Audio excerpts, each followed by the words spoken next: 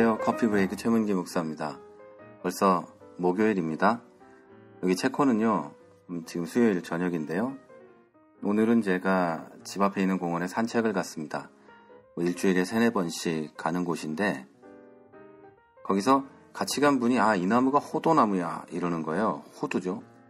호두나무라고 그래서 봤더니 무슨 뭐라고 할까요?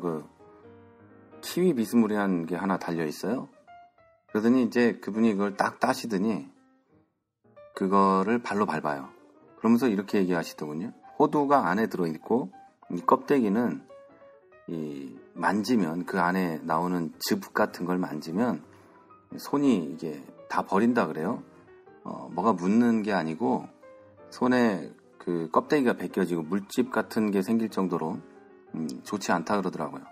그러면서 호두 알만 꺼내야 된다고 하더라고요. 옛날에는 그래서 그걸 땅에 묻어서 썩힌 다음에 물에 뭐 해서 풀거나 또는 물에 그냥 담궈서 하거나 했다고 하더란 말이에요. 제가 그걸 보면서 생각했습니다.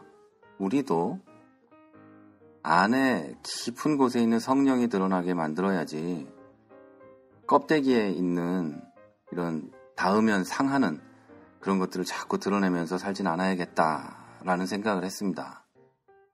지금부터 8월 28일 커피 브레이크 시작하겠습니다.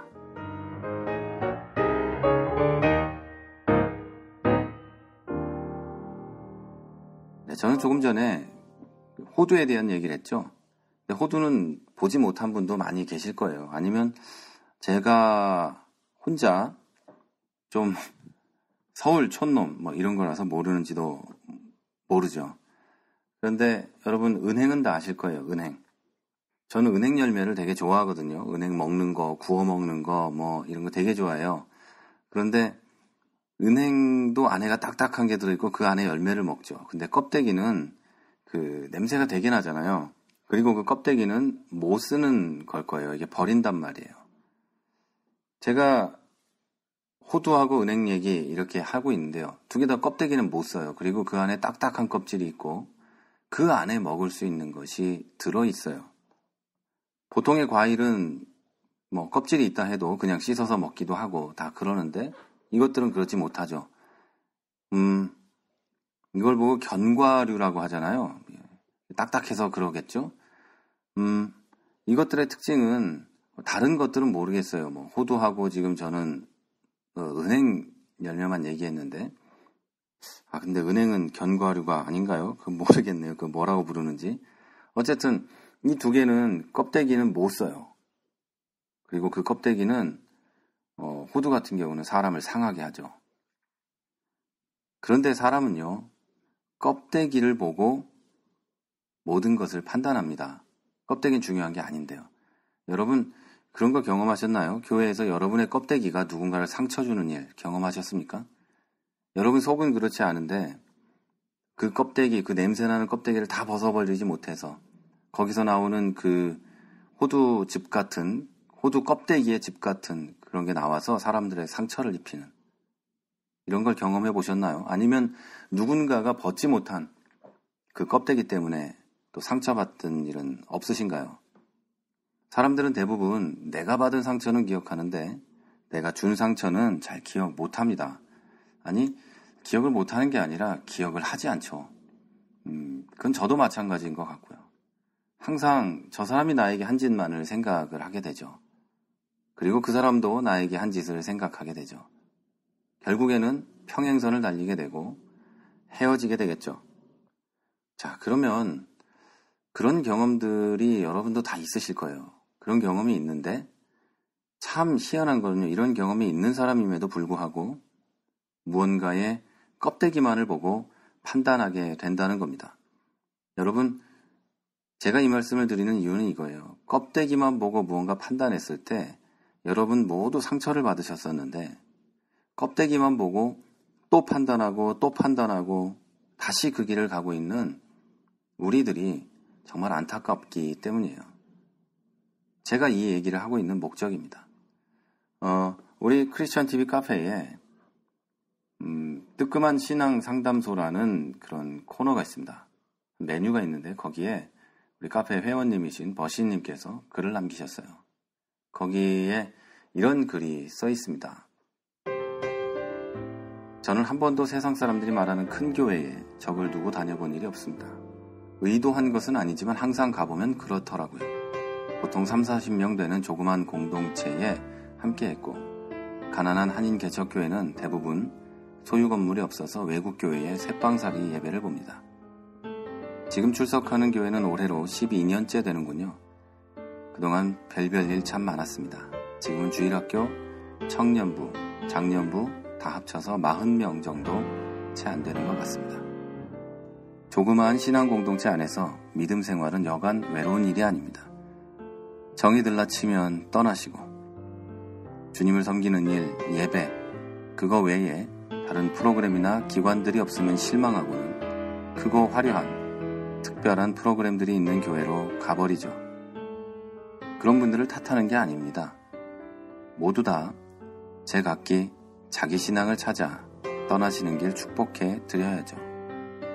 그러나 그 중에 안타깝다고 느끼는 점은 자신이 하찮은 곳에서 사소하게 봉사한다고 생각하는 사람들입니다. 자신의 봉사가 별로 대단하지 않다고 낙담하고 좀 더 큰 공동체에서 더 많은 사람들과 뭔가 하나님 보시기에 더 큰 영광스러운 일을 해야 한다며 떠나시는 분들입니다. 그런 분들 빈자리를 보면 허전하고 외로운 마음을 감추기가 어렵습니다. 가끔 우연히 만나거나 보게 되면 아직도 거기서 그러고 있냐고 아이들 생각해서라도 큰 교회로 옮기라고 걱정인지 위로인지 알 수 없는 말들을 하시곤 하죠. 그냥 웃어 넘깁니다만 쓸쓸한 마음 어쩔 수 없네요. 하찮은 곳, 하찮은 일, 하찮은 사람은 없다고 했는데 주님 보시기에는 모든 것이 다 소중한 줄로 압니다. 지금 시대를 알아가는 우리들의 문화에서는 성공의 척도가 크기인 경우가 종종 있습니다. 교회 공동체도 그런 것 같습니다. 숫자가 중요하지 않다는 게 아니라 숫자가 자부심의 근거가 되어서는 안 되는 건데 그냥 제가 요즘 마음이 싱숭생숭합니다. 올해 초에 그동안 이끌어 오시던 목사님이 은퇴하시고 새 목사님이 오신 지 반년이 되어가면서 제가 좋아하고 동역자라고 의지했던 몇 분 나가셨거든요. 주님만 바라보고 의지해야 하는데 연약한 존재라 의기소침해졌습니다. 이런 글이 우리 뜨끔한 신앙상담소에 올라왔습니다. 그리고 이 뜨끔한 신앙상담소는 제가 담당하고 있습니다. 그래서 오늘 방송으로 한 말씀 드리려고 합니다. 조금 전에 말씀드린 대로 껍데기는 사람에게 상처를 줍니다. 그러나 그 안에 있는 그 딱딱한 껍질마저 깨고 난 그 안에는 아주 맛있는 열매가 들어있죠. 그런데 여러분 그거 아십니까?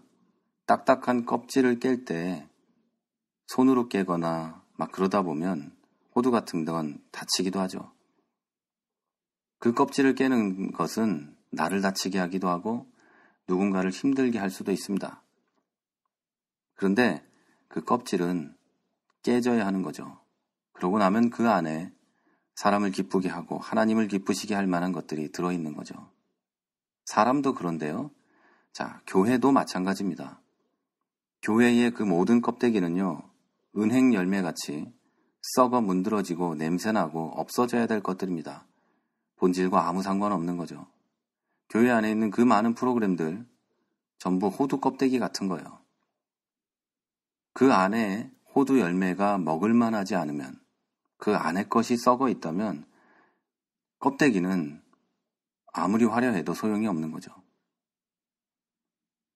여러분, 교회에서 가장 중요한 건 그 안에 있는 본질입니다.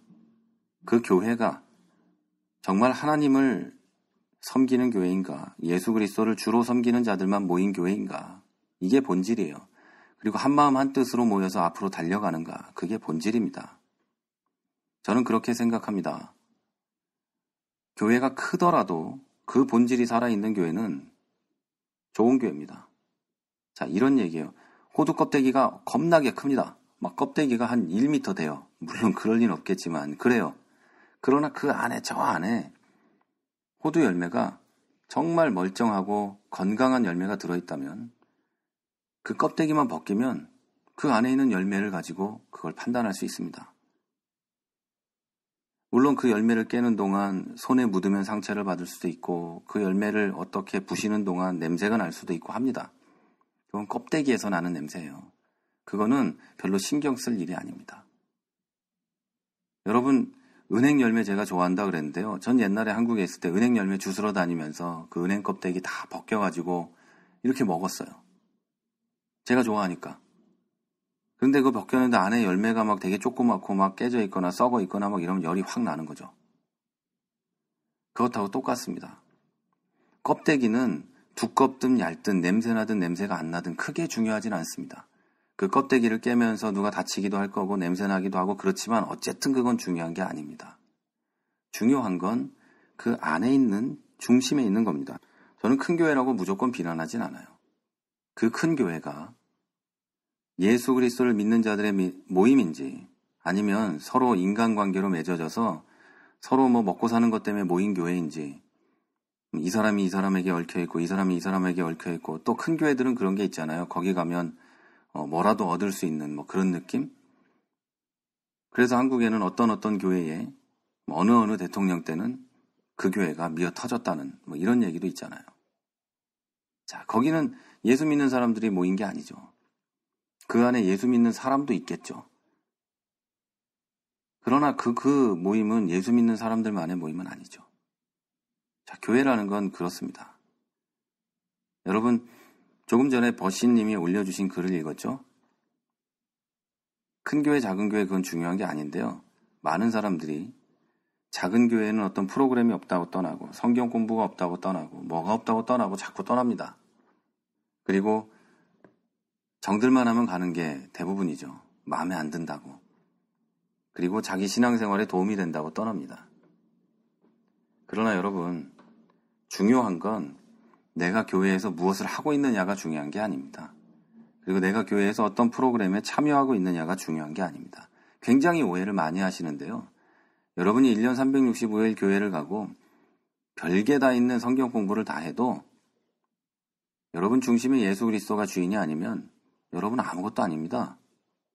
그리고 교회 안에서 엄청난 봉사를 하고 별의 별 봉사를 다 해도 그 안에 그리스도의 사랑으로 한 것이 아니면 우리는 꽹가리 짓 한 겁니다. 아무것도 아니에요. 정말로 아무것도 아닙니다. 성경이 분명히 그렇게 얘기하고 있거든요.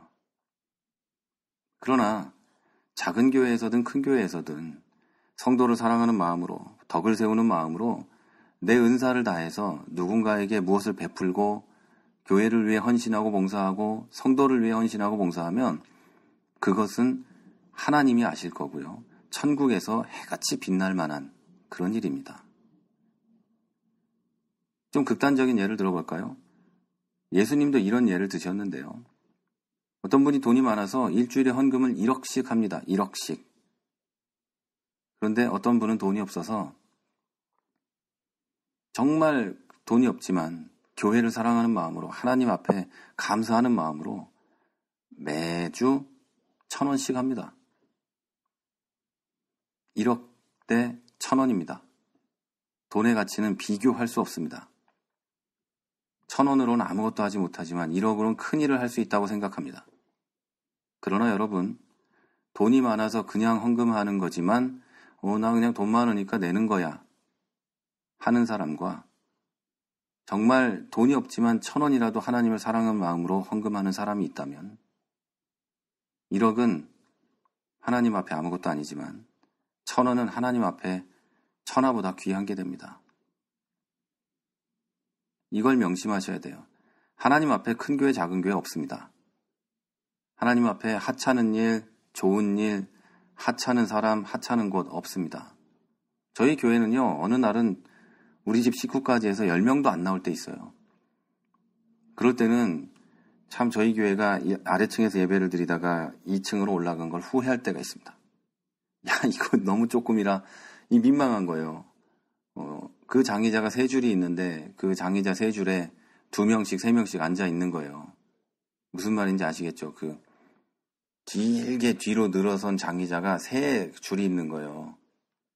그런데 그 3줄에 한 군데에 2명씩 이렇게 앉아 있고 그런 날도 있습니다. 그런데 그 민망함을 모두 넘어서는 게 있는데요. 그렇다 할지라도 저는 아무 상관없이 하나님 앞에 예배드릴 수 있고 우리 성도님들도 아무 상관없이 하나님 앞에 예배드립니다. 사람이 중요한 것이 아니고 그리고 사이즈가 중요한 게 아니니까요. 세상 사람들이 이 크기를 두고 성공의 척도로 생각합니다. 엄청난 큰 교회를 이루었다고 말하는 분들도 있어요. 근데 그 말 자체가 이상한 거죠. 하나님께서 교회를 세워가시는 거라고 말만 하는 거죠. 왜 목사가 그것을 이루었다고 생각하죠? 하나님이 하신 겁니다. 그걸 하나님이 하셨다고 안 하면 그건 뭐 이상한 거 아닙니까? 하나님의 교회인데 하나님이 한 게 아니고 목사가 읽었다. 이게 뭔 이상한 얘기일까? 여러분 제가 이 얘기, 저 얘기 계속 하고 있는데요. 오늘 하고 싶은 얘기는 딱 하나입니다. 하나님 보시기에 하찮은 사람도 없고 하찮은 일도 없고 하찮은 곳도 없습니다. 우리가 정말 가진 것이 없어서 우리 교회에서 예배를 드릴 수 없는 그런 상황이 될지라도 그래서 길바닥에 나앉아서 길에서 예배를 드려야만 하는 그런 안타까움이 있을지라도 피아노도 없고 마이크도 없고 그저 집에 있는 기타 하나밖에 남은 것이 없을지라도 길바닥에 앉아서라도 하나님을 찬양할 수 있다면 그곳이 하나님이 계신 곳 아니겠습니까? 그곳에 와서 같이 무릎 꿇고 하나님 앞에 기도할 수 있는 사람들이 있다면 그 사람들이 하나님의 사람 아니겠습니까? 그리고 그곳에 모여서 서로 손을 잡고 기도할 때 그 사람들을 위해서 뒤에서 더 안아주며 기도하는 그런 분들이 하나님 앞에 큰 일을 하는 건 아니겠습니까? 여러분, 교회 크고 작은 건 중요한 게 아니에요. 큰 교회라고 나쁜 것도 아니고 작은 교회라고 좋은 것도 아닙니다. 반대의 경우도 마찬가지죠. 우리 크리스찬 TV 청취자 여러분, 여러분의 교회가 크다고 부끄러워하지도 마십시오. 그 교회가 하나님이 있냐 없냐를 가지고 부끄러워하십시오. 그리고 자랑스러워하십시오. 여러분의 교회가 작다면 작아도 하나님이 없는 건 아닌지 돌아보십시오. 그러면 부끄러워하시고 또 작음에도 불구하고 우리가 하나님이 있는 곳에 있구나. 이곳이 하나님이 임재하실 만한 곳이구나. 우리들이 하나님의 사람들이구나 라는 생각이 든다면 여러분 얼굴 똑바로 들고 모든 사람에게 말할 수 있는 그런 자랑스러운 그리스도인으로 사십시오. 그리고 여러분의 교회를 자랑스러워 하십시오. 혹시 어떤 사람이 여러분을 보고 애들을 생각해서라도 큰 교회로 옮겨야지 이렇게 얘기할 때 얼굴 똑바로 보면서 이렇게 얘기하십시오. 주일학교가 당신의 자녀를 얼마나 아름답게 키울 수 있다고 생각하십니까? 하나님이 없는 교회에서. 왜 제가 이 얘기를 하는지 아십니까? 그런 말을 하는 사람들이 다니는 교회가 하나님의 사람들이 모여있는 교회라고 저는 생각할 수 없습니다.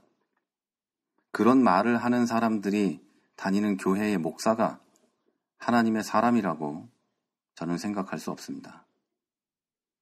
그런 사람들이 이 정도 사이즈 되는 데서 내가 이런 일을 하니까 나도 좀 있는 사람이네 라고 하면서 교회에서 일을 한다면 그 일이 하나님이 받으실 만한 일이라고 저는 생각하지 않습니다. 여러분 작은 곳에서라도 작은 일일지라도 작은 사람이라도 하나님의 일, 하나님의 임재하실 만한 곳, 하나님의 사람이라면 주님은 우리를 아름답게 보고 계실 줄 믿습니다. 지금까지 프라하에서 최문기 목사였습니다. 크리스천 TV는 팟빵과 아이튠즈 그리고 유튜브를 통해 매일 방송되고 있습니다. 앞으로도 건강한 교회, 상식적인 성도를 꿈꾸는 여러분과 함께할 것을 약속드립니다. 크리스찬 TV는 여러분의 하트와 별점 그리고 다운로드로 운영되고 있습니다. 살짝 눌러주시는 센스를 기대해 봅니다. 크리스찬 TV였습니다.